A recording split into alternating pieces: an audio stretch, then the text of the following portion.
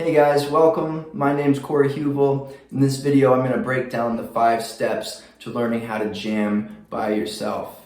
I get lots of emails and requests from my viewers all the time about how do I get better at playing rhythm and lead together, making sure it works smoothly and I stay in time and it sounds full.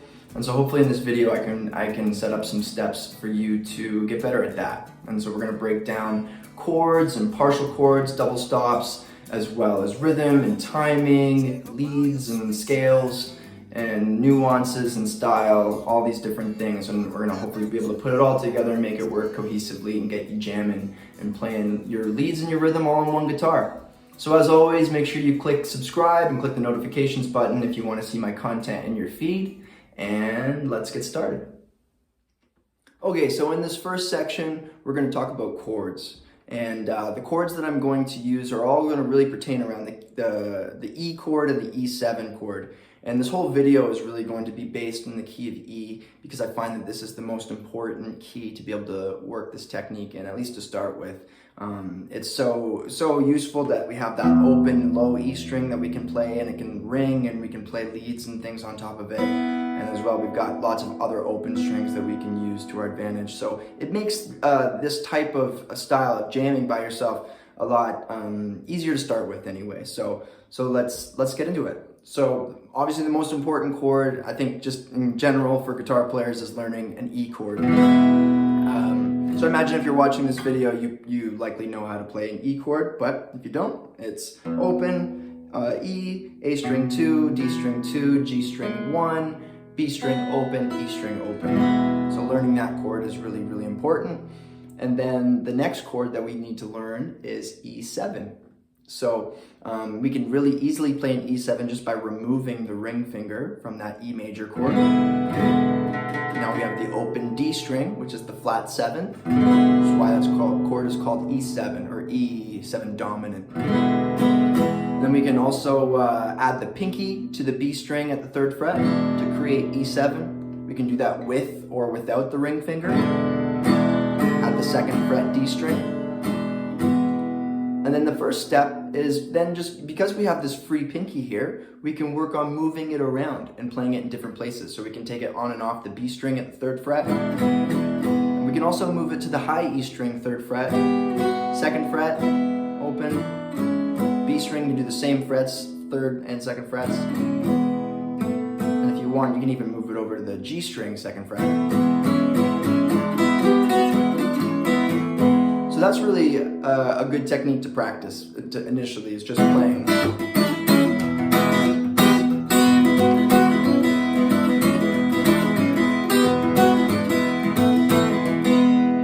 Getting flexible and having the dexterity with the pinky to make all of those movements. It's a great skill to learn. And you can also explore different options with removing the ring finger and getting the ring finger involved as well. So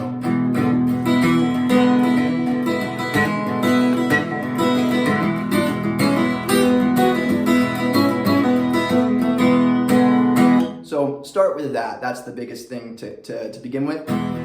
Some other chords that we can talk about, other different types of E7s. We can play X, X2, 4, 3, 4. It's another type of E7 based off of our D7 shape. And we can also play E7 here in the middle of the neck. So that's X, 7, 6, 7, 5, using the ring finger, middle, pinky, and index. Really important chord. Because we're in the key of E, we can keep both the top and bottom E's open if we want, or we can mute them. Use the thumb to mute, wrap around, or we can also use the tip of the ring finger to make contact with the low E string there. That's a really important technique that we'll talk about in a minute as well, about the muting. Other types of E7s that you can use, this E7, or this, you have E here at 7, 9, 9, 9, and then to make it E7, we have to plant the pinky at the B string 9th fret. So we have X, 7, 9, 7, barring like that, B string 9, E string 7.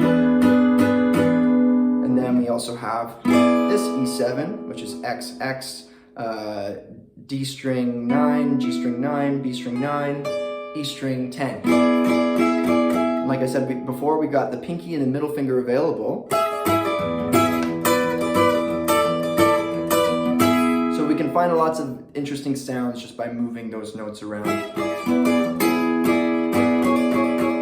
You want to explore that. And then maybe I forgot the ninth chords as well. We can also play E9 right here like that, kind of based off the E7 that I showed you here, but we do it with different fingers. Play middle finger at A string E7, index finger D string 6, ring finger G string 7. And then when you flatten out the ring finger along those bottom 3 strings, B and E, and then you plant these fingers down. Kind of a tricky chord to play, but really great to get that funky James Brown kind of sound. And then you can also use the pinky here, high E string at the 9th fret.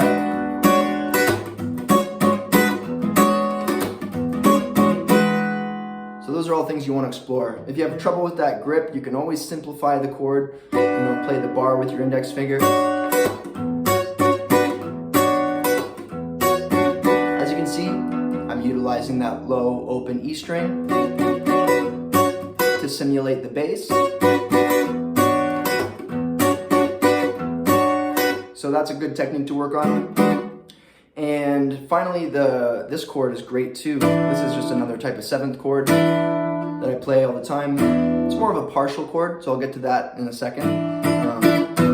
But it's based off of this E7 chord. We take away the middle finger, mute the D string, and then we've got the chord there. Just another E7. And then some more difficult chords we can talk about are this one.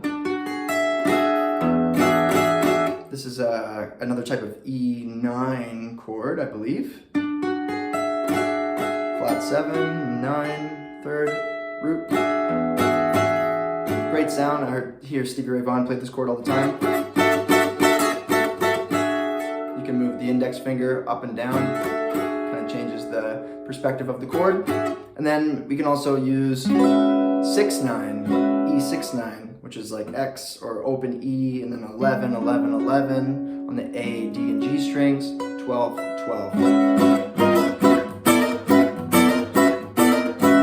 Some really cool sounds that we can get out of that chord. And then the next thing, once you have those chords and you're somewhat proficient playing them, you want to work on moving them around and making them interchangeable.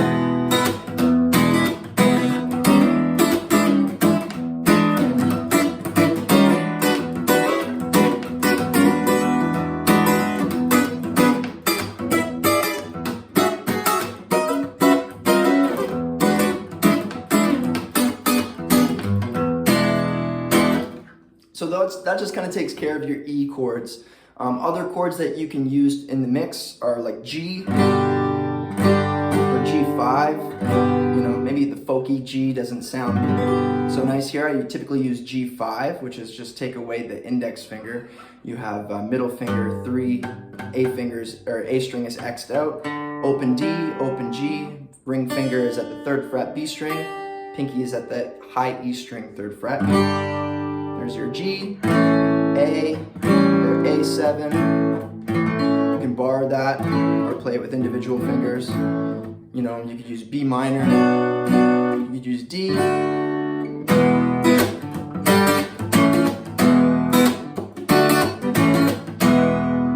And you can see those chords complement the E chord really well as well. So explore those chords, get comfortable with them, make sure that you can move between them. And yeah, wait until you have that kind of fluency with your chord changes. You don't have to add all of these chords. You can maybe just stick in the open position and just work on the chord shapes that I showed you there. And whatever works for you, just tailor this style for yourself. But yeah, let's move on to partial chords and double stops. Okay, so in this next section, we're talking about chords that maybe aren't full 6-string chords like that, but they're abbreviated to just being, you know, maybe only 3 or 4 of the strings of a full 6-string chord. I call these partial chords. It's not really a proper term, it's just kind of a term I've made up. Maybe some other people use that term too, but you know, so we don't always want a big E chord sound. Sometimes it's just going to sound better to have this kind of sound. So this is something that I use all the time as well. I'll cancel out the higher strings by muting with either one of these two fingers, 3 and 4. I might kind of place them. Use the pinky to mute the strings there. I might use the index finger to stay close to the strings underneath. So working on that aspect of muting these chords that you typically play all the time, and muting some of the open strings or some of the strings that you don't want to hear, learning how to do that to create a partial chord can be really, really useful. So even this E7 shape, I use this all the time in like Voodoo Child and Hey Joe and these kinds of things, Jimi Hendrix style songs, where I'll move this chord up to the 5th and 4th frets. It becomes a movable chord. Or I can move it up to the 7th and 6th frets as well. I can still do that with the open strings. But the chord maybe becomes a little bit more obscured by all those open ringing strings. And so we can hear the quality of the chord better. And it has its own cool sound and style by doing that. So it's really important, just learning how to mute those chords effectively by using the shafts and the other parts of your fingers underneath your fingertips, by just leaning your fingers back and making contact with the strings. This is such a subtle but incredibly important part of guitar playing that makes our playing a lot cleaner. So experiment with this E7 shape or even just the full E chord shape, moving it around, and it actually works in a lot of places across the neck. And we can do it, we can move it up to the next position here as well by extending an extra fret. So, if we move that shape up 1 fret and then just reach the ring finger over, take away the middle finger, and then we have that chord that's in between those two. Let me do that up here. So we've got all of these shapes that we can use up and down the neck, which is really great. So that's kind of a partial chord. Another idea of a partial chord is, this might not be the best key for it in the key of E, because then we find the shape all the way up here. This is the E7 shape. I play the root at the 12th fret, A string's muted, D string at 12 with the middle finger, then G string at 13 with the ring finger.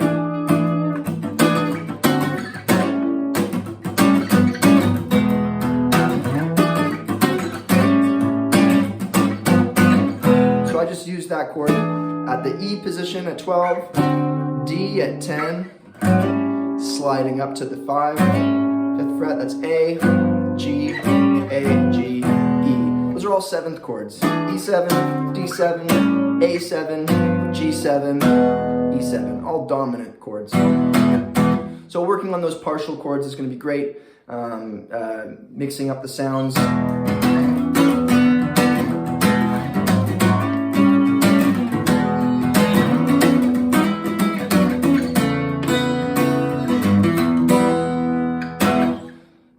So yeah, spend some time working with those different kinds of things. You can also create partial chords of any of the chords that I showed you before earlier, like even this chord. I can take out the high E string, or just only play the D and G strings, or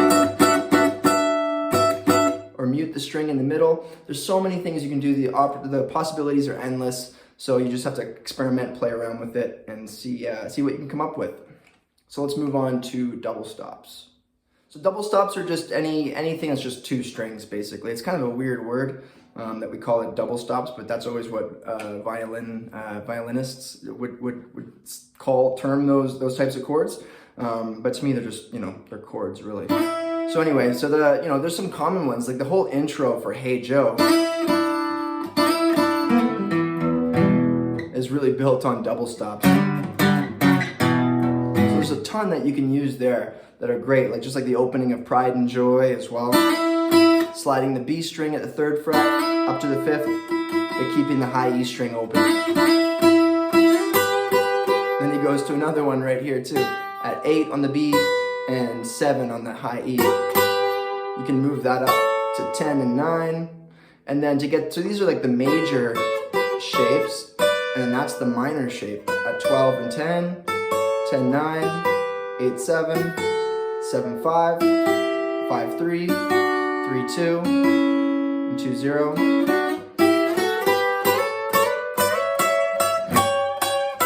Then there's that one. This is like a tritone. A tritone is like the raised third, the natural third, with the flat seventh.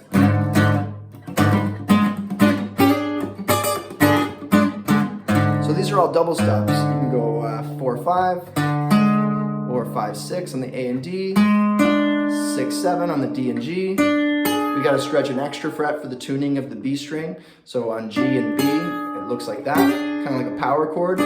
And then the high E string, B string, we're back to that regular shape.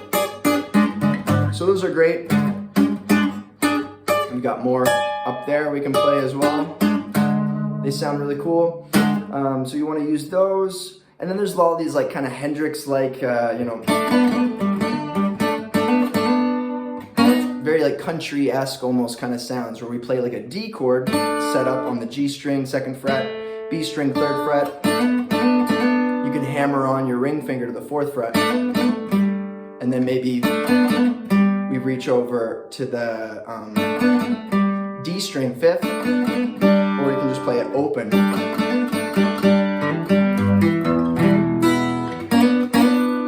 That's another great double stop that I play all the time. So that's the 4th and 3rd frets on the G and B strings.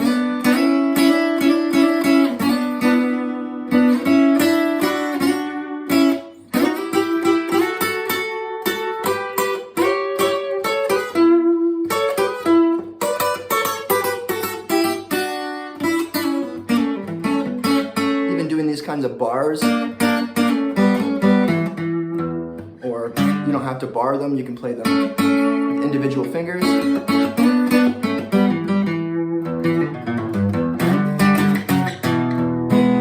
So making good use of those double stops is going to be another awesome way of playing in this style. And then the last part of maybe the double stops in partial chords section is to talk about octaves. I use octaves all the time too. So octaves are just 2 notes that are at either ends of the scale. So of a major scale, 1, 2, 3, 4, 5, 6, 7, 8.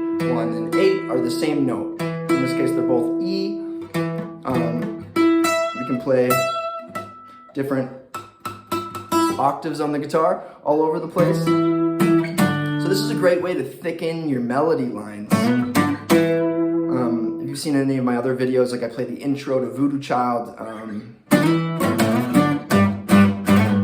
all in octaves like that.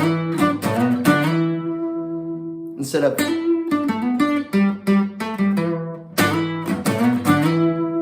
or the intro of Superstition, I'll play it with octaves. The way I set up my octaves is with my index finger and my pinky finger on, for the first example, would be the A and G string at 7 and 9. And then I'll use my index finger to come up and make contact with the low E string and mute that low E string. And then the shaft of my index finger mutes all the other strings underneath. And while the pinky, because it's above the index finger in front of it, you're still going to hear that G string. So I can either play that with the open E, where you hear the open E, or I can mute the open E with the tip of my index finger. You can play them with your ring finger. I just prefer to play them with my pinky, so whatever you like, doesn't really matter. And then when you go to the D and B strings, you got to stretch an extra fret. Because again, the tuning of the B string forces us to add an extra fret. Same thing on the high E string. Gotta go that extra fret. And then we come in a little closer, just a 2 fret space on the root on the A string and on the E string. So we want to work on changing octaves. Oops. Getting good at changing strings as well as sliding around with them in a comfortable way. So that takes a lot of practice. but another great utility or a great skill that you can add and use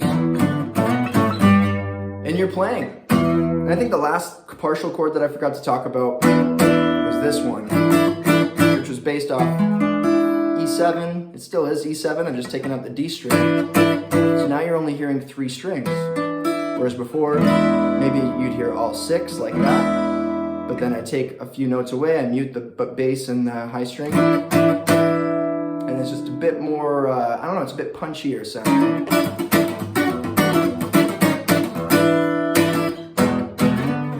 So experiment with partial chords and double stops, and you'll be right on track. And moving on to part 3, which is rhythm and timing.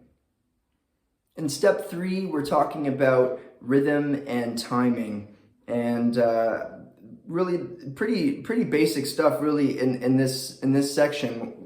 A lot of what I'm doing when I'm playing in this jamming sort of style with one guitar is it's really important for me to have obviously the downbeat locked down, 1, 2, 3, 4, 1, 2, 3, 4, and fitting in a technique with my right hand to keep myself on track and locked in. And so I can either think about this in terms of eighth notes or in terms of 16th notes. So if I'm thinking in terms of eighth notes, that means on the downbeat, I have two sub beats, I guess. So we have the downbeat and then we have the offbeat after it, 1 and then each beat has that 1 and 2 and 3 and 4 and 1 and 2 and 3 and 4 and that's represented with the right hand with a downstroke and an upstroke. So first, to practice this, we're going to close our hand on the strings and just mute the strings like that, and then just working on 1 and 2 and 3 and 4, and we want to say that out loud and be really aware of the beat, just like that, 1 and 2 and 3 and 4 and 1 and 2 and 3 and 4. And then when you get proficient at that, you're going to add accents, 1 and 2 and 3 and 4 and 1 and 2 and 3 and 4 and, or 1 and 2 and 3 and 4 and 1 and 2 and 3 and 4 and. So this is really important. Once you speed this up and get this going on a much faster rate, it can get really interesting. You know, 1 and 2 and 3 and 4, 1 and 2 and 3 and 4, 1 and 2 and 3 and 4, 1 and 2 and 3 and 4. So, but start slow and just get that loose. The wrist should feel really nice and loose, holding onto the pick lightly. And then you can stiffen, you can firm up either with your thumb or with your index finger, kind of push against the opposite. So push more if I want to emphasize and accent that downstroke. I push a little harder with the thumb. If I want to emphasize the accent with the upstroke, I might push against the pick a little harder with my index finger. And that creates texture, those different accents within the beat structure. The next part is working on 16th notes. So that means if we have one beat, we're going to think 1 E and a, 2 E and a, 3 E and a, 4 E and a, 1 E and a, 2 E and a, 3 E and a, 4 E and a, 2 E and a, 3 E and a, 4 E and a.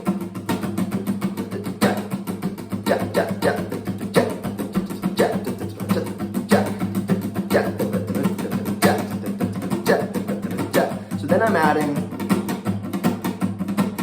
little, I don't even know what these are. I guess they're like little 30-second notes in between.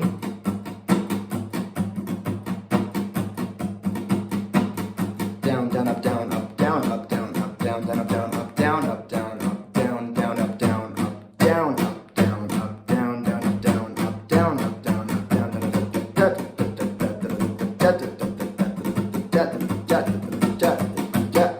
So that's another type of rhythmic, I don't even know what, little flourish, I guess that you can call that you're throwing in there that makes the rhythm more interesting. And so I spend a lot of time doing that, just holding down a single chord, even just like this E9 chord.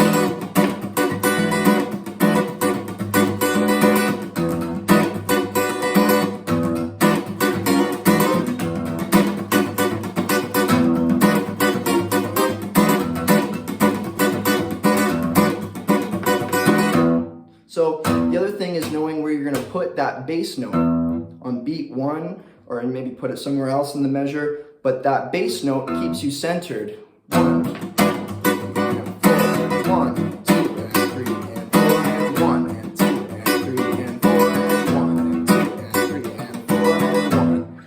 So that's a great thing to practice.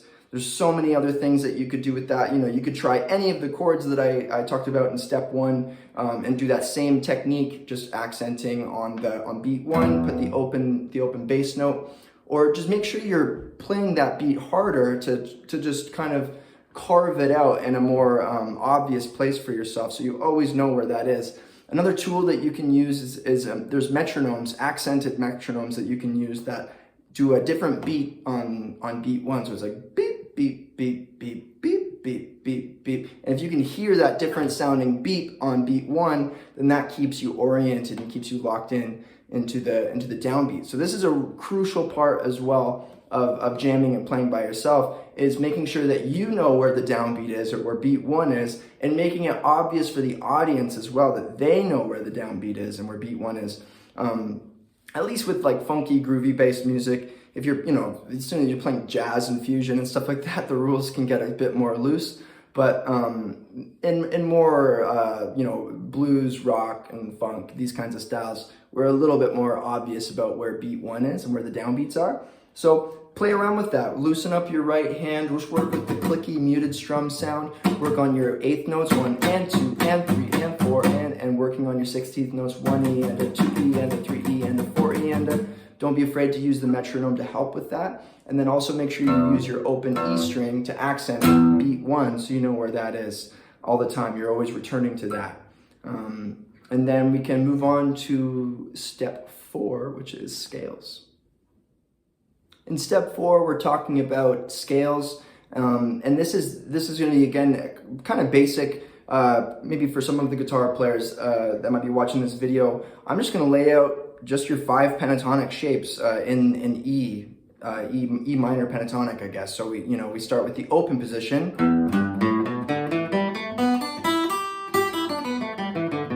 I'll go through that slowly. That's that low E string, 0, 3 with the ring finger. Then A string 0, 2 with the middle finger, 0, 2 on the D string, 0, 2 on the G string, 0, 3 on the B string, again with the ring finger, 0, 3 on the high E string with the ring finger.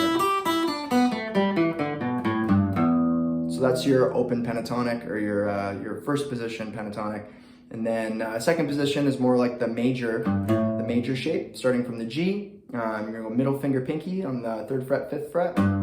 Really important to make sure every finger kind of takes a fret here. So middle finger stays in the 3rd fret, index finger will take the 2nd fret, pinky will take the 4th fret. That kind of setup all the way through.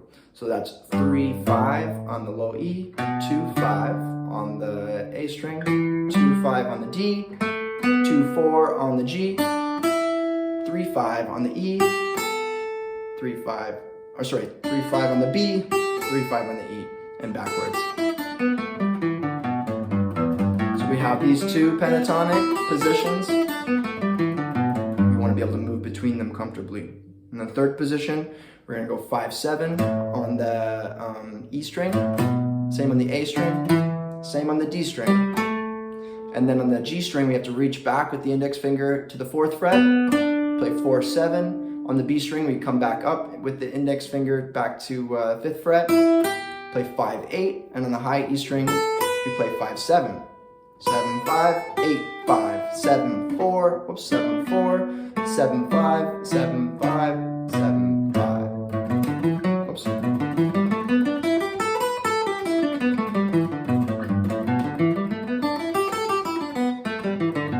Then we have those 3 pentatonic positions we want to know. The 4th position starts up at the 7th fret. We play low E string, 7, 10, A string, 7, 10, D string 7, 9, G string 7, 9, B string 8, 10, and then the high E string 7, 10. And backwards. And then the last position, the 5th position of the pentatonic, is starting at the 10th fret. We're gonna go 10, 12 on the low E, 10, 12 on the A, 9, 12 on the D, 9, 12 on the G, 10, 12 on the B, 10, 12 on the E.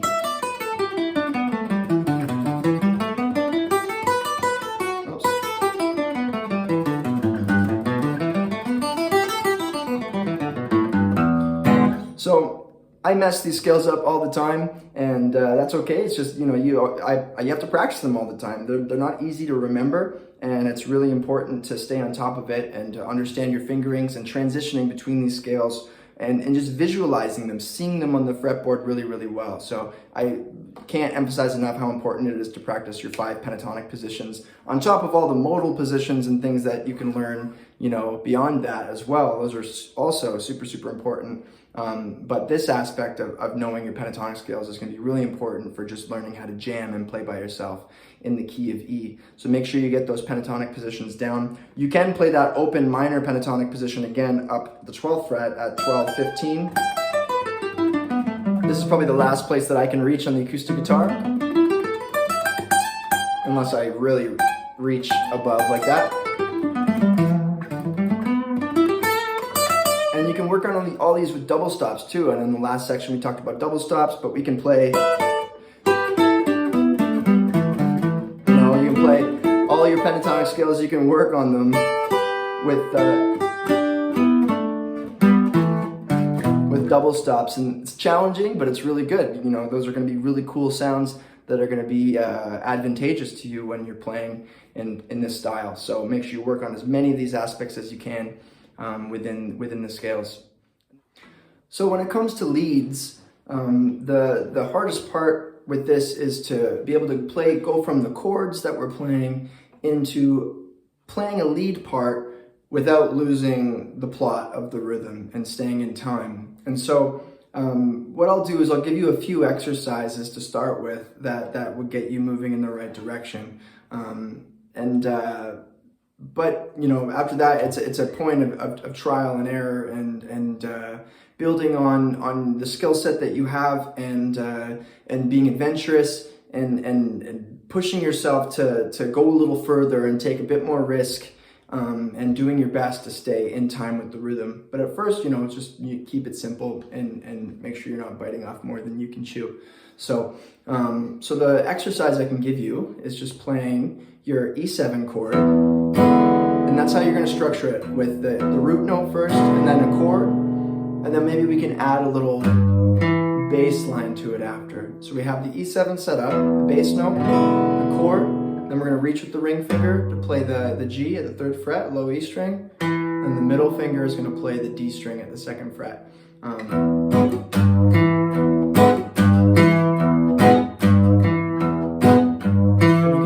That until you get comfortable with it.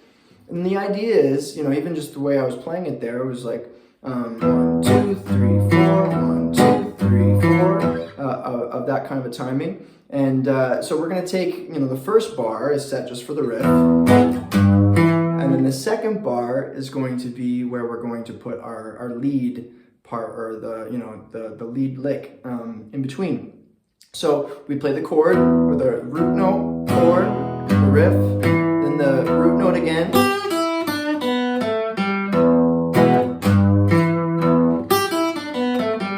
and we can even just keep it simple like that, just going 3-0 on the E, 3-0 on the B, 2-0 on the G.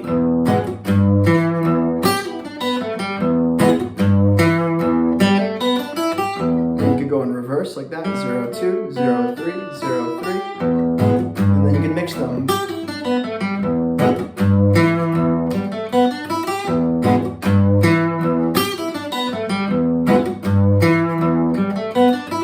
Until you get proficient with that. And then the idea would be, you know, again, you got to play within yourself, playing within the skill set that you have, and you try to fit in more of a lick, or you try to make the lick a bit more complicated, or you just try to have more fills. And that's what you can call them. You can call them fills. This little is a fill, really. So.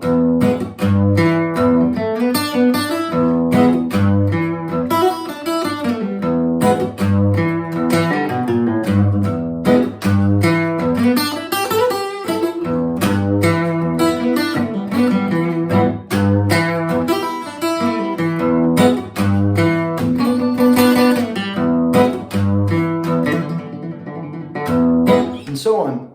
And so, and that's an example of just playing another lick and then doing the riff, and then doing another lick, and you know, the more licks you know, the more different types of leads you know, the more adventurous you can get. So that's just with that position here, but you know, you could do the same thing.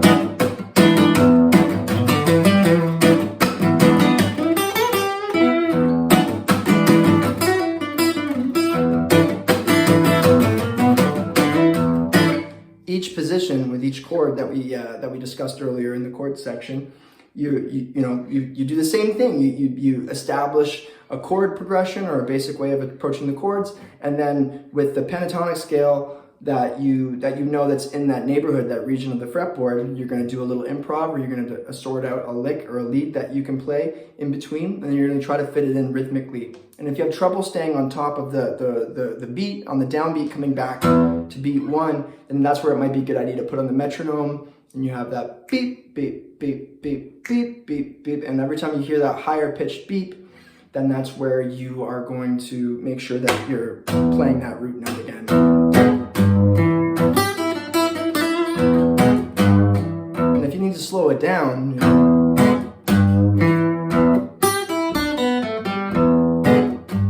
then that's where you need to be. So try that with each position. So, you know, the open position or the middle of the neck or up or higher up on the neck, try that in each position, and you'll get on your way with doing the rhythms and the lead together. So I've titled this last section Nuances and Style, and this is really, I mean, this can be pretty subjective, you know, or each player is going to be very different in the way they approach this. It's just important to address this and make sure that each of us needs to always make sure that we're playing with, you know, in a way that's stylish, in a way that is nuanced. We're not just playing the notes plainly, you know, just on their own, you know, but we can do, you know, using vibrato and slides and chromatics, and using the picking strokes, harder attacks or softer attacks with the right hand. It's going to really add that nuance and style that we need to make our playing sound cool and interesting and unique. So that's the biggest thing, is just working on, you know, you can work on it with the chords. You can learning how to slide into the chords, playing the chords with a bit more emphasis. I can be really soft, or I can raise the dynamic up and down.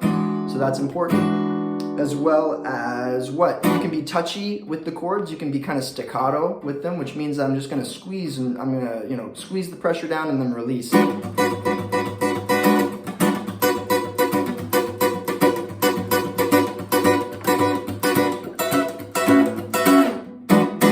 Makes it sound a bit more interesting. You can learn how to vibrato the chords. You've got to really reef on the strings. But that sounds great when you do that. Sliding these chords up and down.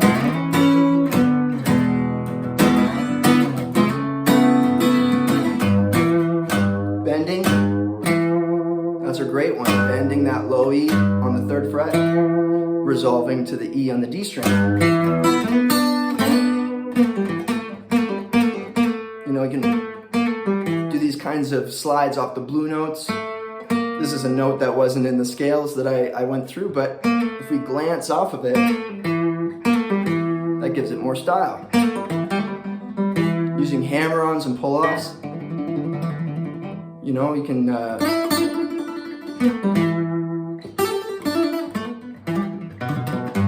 you want to work on all of those types of things. The more interesting things that you can throw into it, the more rich and sophisticated your playing is going to sound, and probably the more entertaining it's going to be for the listener. So learning how to employ all these different styles and nuances and techniques takes time, and you have to do a lot of playing and a lot of practice to master them.